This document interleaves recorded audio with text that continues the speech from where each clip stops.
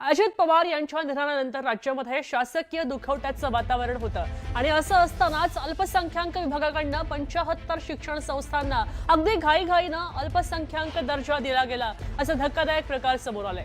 विशेष म्हणजे अजित पवार यांच्या अपघाती निधनानंतर अवघ्या काही तासातच ही प्रमाणपत्र दिली गेली असं उघड झाले। विशेष म्हणजे पोदारच्या 25 शाळांना तर सेंट झेवियर्सच्या 5 शाळांना अल्पसंख्याक शाळेचा दर्जा दिला गेलाय।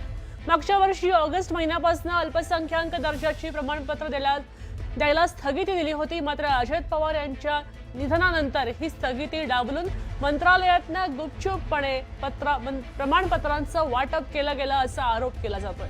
अगदी धक्कादायक बाब म्हणजे पहिले प्रमाणपत्र 28 जानेवारी रोजी अजित पवार यांच्या अपघाताच्या दिवशीच दुपारी 3:09 दिलं गेलं। राज्यामध्ये शासकीय दुखवटा सुरू असताना मंत्रालयात ही प्रक्रिया कशी आणि कुणाच्या आदेशाने राबवली गेली असा प्रश्न आता उपस्थित होतोय आणि यामागे मोठा आर्थिक गैरव्यवहार झाल्याचाही आरोप युवक काँग्रेसचे सरचिटणीस अक्षय जैन यांनी केलाय।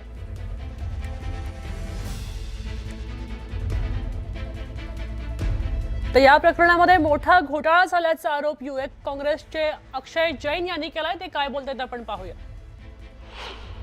काय नेमकं प्रकरण आहे? 28 जानेवारीचं तुम्ही समोर आणले, नेमकं प्रकरण काय आहे थोडक्यात? सर, 28 जानेवारीला संपूर्ण महाराष्ट्र शोकमग्नात होतं आणि संपूर्ण राज्यभरातून जे कार्यकर्ते असतील, जनता असेल, बारामतीत दाखल होत होती आणि दादाकडे असलेलं अल्पसंख्याक मंत्रालय, त्यांच्यातले काही महाभाग अधिकारी ज्यावेळेस दुपारी सन्माननीय मुख्यमंत्री 3 दिवसाचा शासकीय दुखवटा जाहीर करतात आणि सुट्टी जाहीर करतात, त्यानंतर एवढे कार्यतत्पर झालेले आहेत की यांनी मागच्या 3 महिन्यापासून ज्या अल्पसंख्याक दर्जा प्रमाणपत्र याच्यावर स्थगिती होती, म्हणजे नोव्हेंबर, डिसेंबर आणि 27 जानेवारीपर्यंत या 3 महिन्यात एकही प्रमाणपत्र वाटण्यात आलेलं नव्हतं शासनातर्फे। परंतु 28 तारखेला संध्याकाळी अधिकाऱ्यांकडून लॉग इन केलं जातं, त्याच्यावर अप्रुव्हल दिलं जातं आणि 28, 29, 30 या 3 दिवसात साधारण 75 शाळांना राज्यभरातील मुंबई, पुणे, नागपूर, गोंदिया, यवतमाळ, नाशिक, ठाणे या शाळांना परवानगी दिली जाते। या लोकांनी दाखवलं 28 तारखेला राज्यात राजकीय दुखवट होता, उपमुख्यमंत्री अजित पवारांचा त्याच दिवशी सकाळी निधन. हे कागद काय सांगतायत नेमकी? ही सर्टिफिकेट, तुम्ही ही लिस्ट आहे, मंत्रालयाचा एक GR आहे, नेमकी ही कागद काय सांगतायत?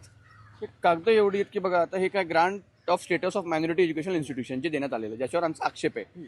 पोद्दार इंटरनॅशनल स्कूल, पोद्दार हे कुठली आहे? पुणे, लातूर, बुलढाणा, याच्यावर सही आहे 29 तारखेला, इश्यूड ऑन 29 तारखेला। पोद्दार चॅरिटी ट्रस्ट यांच्या 25 शाळांना एकाच दिवशी 29 तारखेला परवानगी दिली जाते। ही परवानगी राज्याच्या अल्पसंख्याक विभागाकडून दिली जाते अल्पसंख्याक दर्जा प्रमाणपत्राची। त्यानंतर माणिकराव कोकाटे साहेबांचे तत्कालीन मंत्री, त्यांचं 12 ऑक्टोबर 2025 त्याच्यावर आवक जावक क्रमांक आहे, यांनी याच्यावर सदरचा अहवाल सादर करावा, पुढील आदेश येईपर्यंत शैक्षणिक संस्थांना प्रदान करण्यात अल्पसंख्याक दर्जा मान्यतेस स्थगिती देण्यात यावी। हे असं असून सुद्धा एकाच दिवशी 75 शाळांना दिले। कोकाटे साहेबांकडनं नंतर हे मंत्रालय जातं अजितदादांकडे। अजितदादाही एकही शाळांना प्रमाणपत्र देत नाही, परंतु दादांच्या निधनाच्या काहीच तासानंतर हे अधिकाऱ्यांनी हे वाटवायला सुरुवात केलेली। अभिजित पोते, न्यूज 18 मराठी, पुणे। एक टीचर अपॉइंट करने का उनको 30 से 40 लाख रुपए मिलता है, तो इस कारण ये मंत्रालय के लोगों ने इसमें कुछ शिक्षण अधिकारी भी शामिल होंगे और कुछ स्कूलों के जो लोग हैं, संस्था संचालक, वो भी शामिल होंगे। तो मैं सरकार से मांगनी करूंगा कि इस विषय पर CID जांच बिठाए और इन पे मौकों के अंतर्गत इन पे कार्रवाई की जाए, क्योंकि ये संगठित अपराध में आता है, तो इन पे कड़क कार्रवाई होनी चाहिए। शाळांना अल्पसंख्याक दर्जा का पाहिजे आपण पाहूया। अल्पसंख्याक शाळांना RTI कायदा लागू होत नाही आणि म्हणून हे एक मुख्य कारण आहे। 25% गरीब विद्यार्थ्यांच्या प्रवेशांचं सुद्धा इथं बंधन राहत नाही आणि म्हणून त्यांना अल्पसंख्याक दर्जा हवा असतो। त्याचबरोबर शिक्षकांसाठी TET परीक्षा बंधनकारक नाही। सध्या TETचं जोरदार वारं सुरू आहे, ही TET या शाळेत बंधनकारक नाहीये। त्याचबरोबर RTI कायदा सुद्धा या ठिकाणी लागू होत नाही। अशा अनेक गोष्टींमुळे त्याचबरोबर शिक्षकांना पदोन्नतीमध्ये विशेष सवलत मिळते।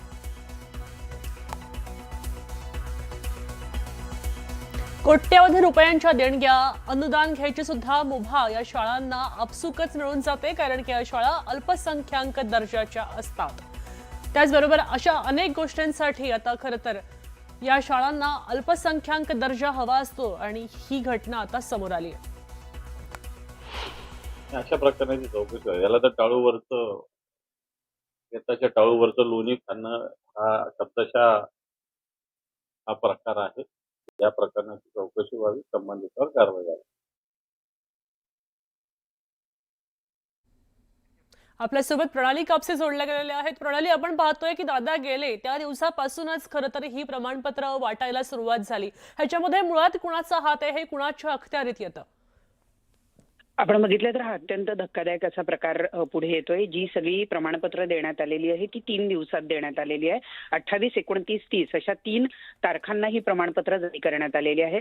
अत्यंत धक्कादायक बाब म्हणजे की त्याच्या 3 महिन्याआधी पासून ही सगळी प्रकरणं प्रलंबित नव्हे तर स्थगित ठेवण्यात आलेली होती आणि अचानक दादा ज्या दिवशी सकाळी गेले त्यावेळेला साधारणतः 12-12:30च्या सुमारासच मुख्यमंत्री देवेंद्र फडणवीस यांनी स्वतः शासकीय दुखवटा जाहीर केला. त्या दिवशी शाळांना त्याचबरोबर मंत्रालयाला सुद्धा दुपारी सुट्टी देण्यात आली आणि त्यानंतर 3:30 वाजता पहिली फाईल जी आपल्याला दिसते ती 3:30 वाजता जवळपास सही करण्यात आलेली आहे. यावरूनच स्पष्ट आहे की दादांनी जी प्रकरणं थांबवून ठेवलेली होती त्या प्रकरणांना या ठिकाणी दादा गेल्यानंतर काही तासातच मंजुरी देण्यात आली आहे. मुख्य म्हणजे गेल्या काही वर्षांमध्ये शाळांच्या खाजगी शाळा ज्या आहेत त्या मोठ्या प्रमाणावर अल्पसंख्याक दर्जा मिळवण्यासाठी प्रयत्नशील असतात. त्याच्या मागे त्यांचा मोठ्या प्रमाणावर स्वार्थ दिसून येतो आहे, कारण अनेक शासकीय नियम हे त्यांच्यावर लागू होत नाही. उदाहरणार्थ आरटीई अंतर्गत ज्या 25% जागा या गरीब विद्यार्थ्यांच्या ज्या शाळांना भरणं अपेक्षित आहे, ज्याच्या पोटी खरं शासन त्यांना अनुदान देईल असं शासनानं मान्य केलेलं आहे,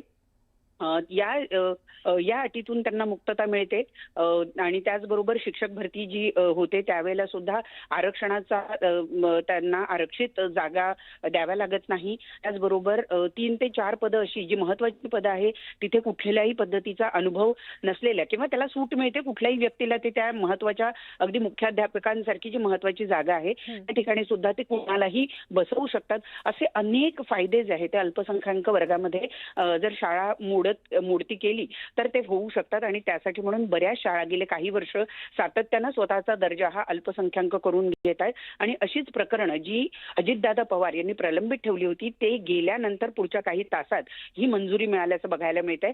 साहजिक आहे की मंत्रालयातल्या अधिकाऱ्यांनी हे केलेलं दिसून येत आहे, त्यामुळे हे एक मोठं रॅकेट असण्याची शक्यता आहे. या निमित्तानं राज्यातलं स्वतःचा अल्पसंख्याक दर्जा मिळवून घेण्याचं जे एक नवीन रॅकेट आहे ते उघडकीस येईल असं दिसून येत आहे. नक्कीच, धन्यवाद सविस्तर माहितीसाठी. आपण